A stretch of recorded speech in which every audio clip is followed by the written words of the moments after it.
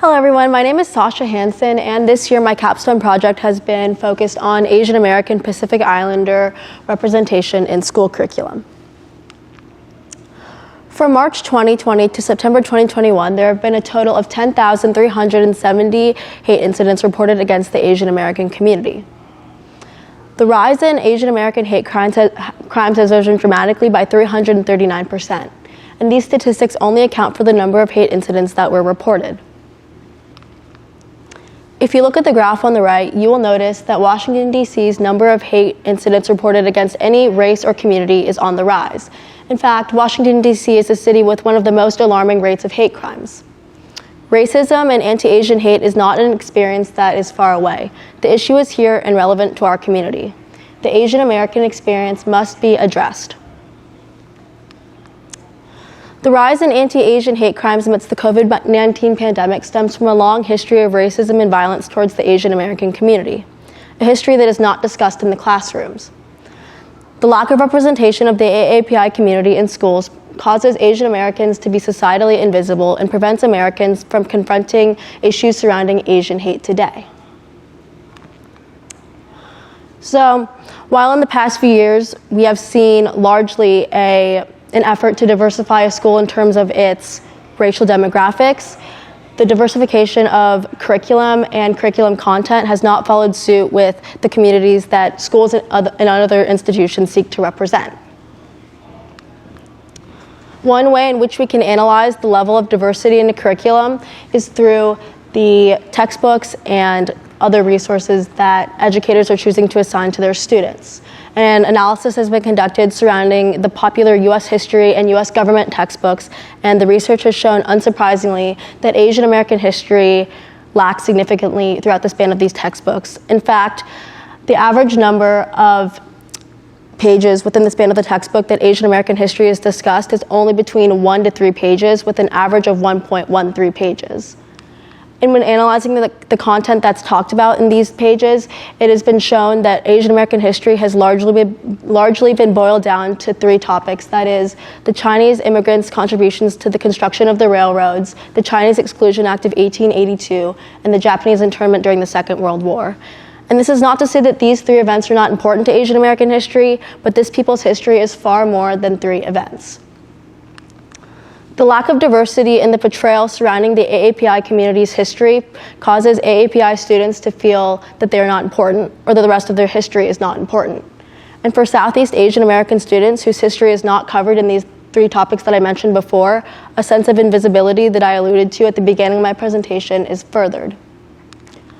Not feeling represented or seen in your course curriculum causes students to feel uncomfortable and may lead to a decline in mental health.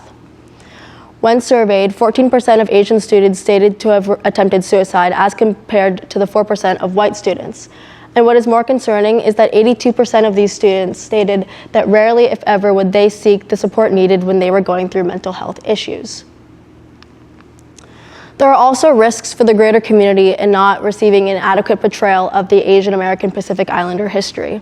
According to NPR, 42% of Americans stated when surveyed that they could not name a prominent figure in Asian American history.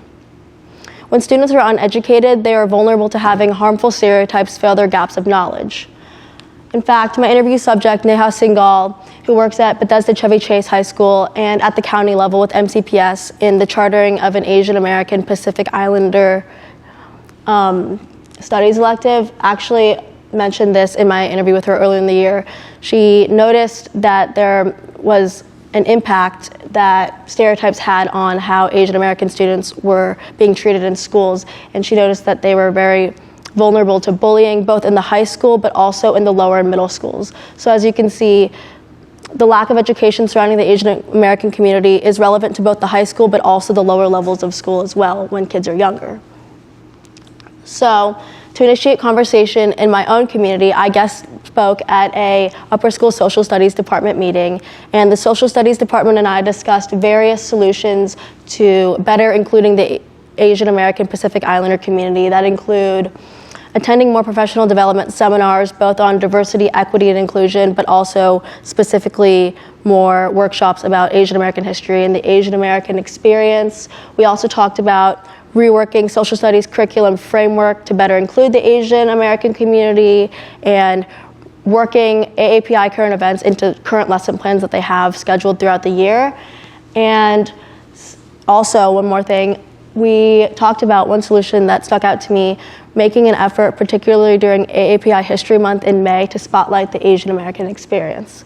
And one thing I will add, since the meeting that I had with the Social Studies Department, my interview subject, Neha Singhal, expressed interest into coming into Bullis to conduct a workshop solely with Bullis faculty on better including the AAPI community, both in social studies curriculum, but also in other departments in the school, so like English or science or math.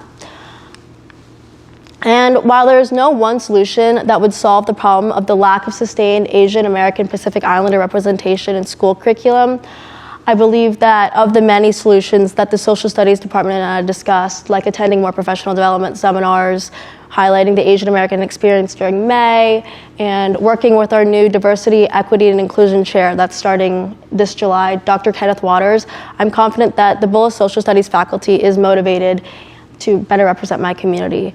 And as this year closes and the next year begins, I'm confident that we will see both an increase in time spent on Asian American history, but also a more diverse range of events that encompass Asian American history. And if Bullis can better represent the Asian American community, our community will play a better role in combating the Asian hate that we're seeing today. Thank you.